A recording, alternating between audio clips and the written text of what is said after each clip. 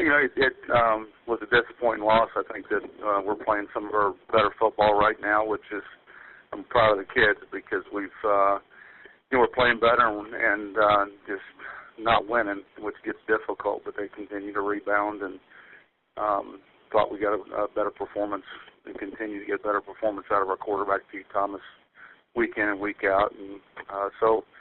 Anyway, I'm glad we're out of the SEC now and got another tough opponent this next week. But in terms of the travels and the venues and some of those other kinds of things, we're not having to combat that also.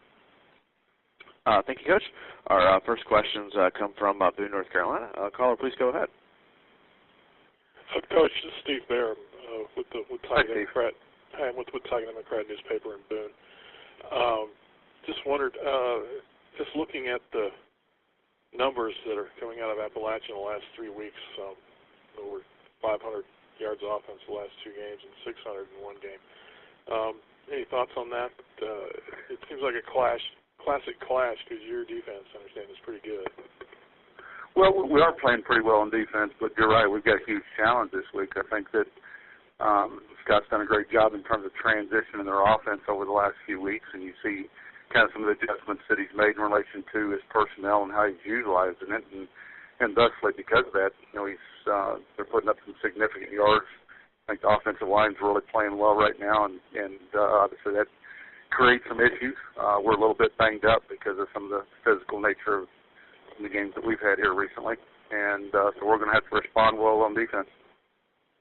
You would just kind of talk a little bit more about your defense. It doesn't look like you have one superstar. It looks like you've got a full team of guys, and everybody just seems to contribute, and all the numbers are the same, and really not one guy has 10 sacks, but you got a lot of guys with 5 and 4 and stuff like that.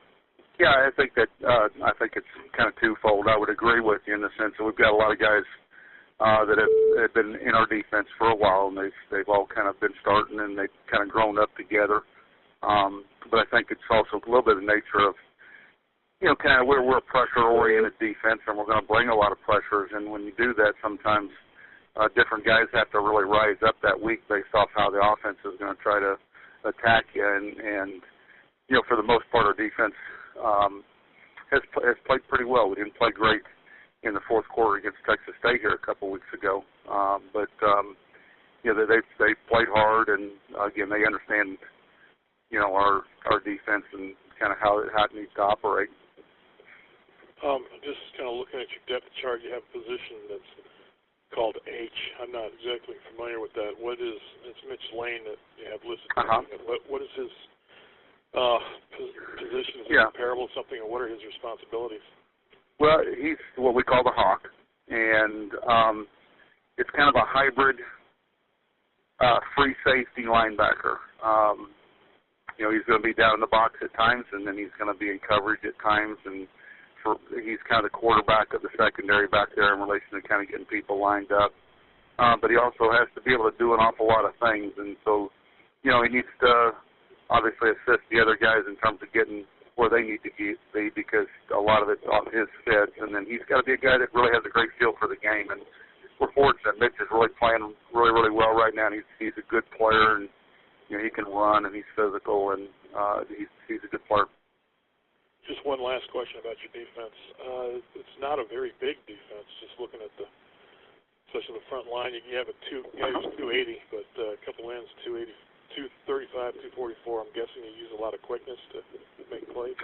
Yeah, everything about our defense is not necessarily about size. We're a penetrating front, and so we're going to keep these guys moving all the time, and so everybody's kind of attacking gaps because we blitz every snap, and so consequently we're generally getting 5 guys at the line of scrimmage at least because of the pressures that we bring, and so these guys are kind of lining up all over the place, and we're really kind of shooting gaps more so than we are two-gapping and trying to hold up the blocks.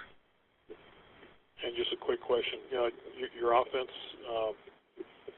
looks like you prefer to throw it. Didn't see a lot of rushing yards, but just if you would address that. Yeah, it's been disappointing, quite honestly. We felt like kind of going into the season, we had some maturity in our offensive line. I think we do have some good backs, but we really haven't played great up front and haven't been able to move the people like we thought we'd be able to move them at this point in time.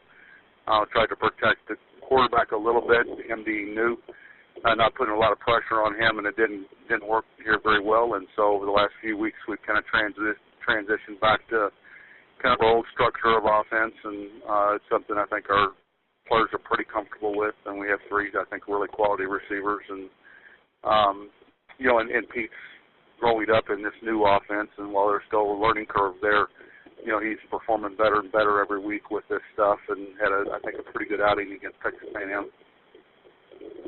Are you a spread offense? We are, yeah. When you say spread anymore, there's so many different variations of spread, but yeah, we're going to try to spread the field. We probably spend a little bit more time in empty than most people do. Appreciate it, Coach. Thank you. You bet. Thank you. Our next questions come from Salem. Caller, please go ahead. Hey, Coach, this is Tommy Bowman with the Winston-Salem Journal. How are you doing? I'm fine, Tommy. Thank you. Picking up on the defense, you were talking about the Hawk position. Is that like a fifth defensive back or nickel back? Is that in your scheme? Yeah, it's a fifth defensive back. I don't know that it's necessarily quantified as a nickel. It's our defensive scheme is very, very unique. I think us and maybe San Diego State are the only ones that are kind of doing it along these lines, because it's not a true 3-3-5 stack orientation like you see out of Arizona State or Arizona or one of those programs. He's a big guy. He's not like a normal nickel back, which is a small cover guy. And so, again, he's kind of all over the place. He'll have to guard an outside receiver at times. More than likely it's going to be the number 2 or number 3 receiver, have to guard a back out of the backfield, a tight end, but also kind of fit in different gaps based off of whatever the blitz structure is. And so he's really a hybrid. Yeah. Obviously defense, it works for you. What do you feel about it gives you the edge? Is it just nothing else, a different look, more for teams to prepare for? Well, I think that obviously the uniqueness of it, you're always looking for differential advantage, and because it allows us to put more speed on the field, which is a little bit easier for us to recruit. And I think our players really enjoy playing in the defense because it's not a bend but don't break kind of mentality. It's kind of get aerodynamic and go make plays, and so I think they like that part of it. And I tend to be a little bit more aggressive in nature in relation to kind of how I tend to want the game to be played, and so I think it fits kind of all those things, and obviously the uniqueness of it. I think it becomes a little bit harder to prepare for in a 1-week time frame. Yeah.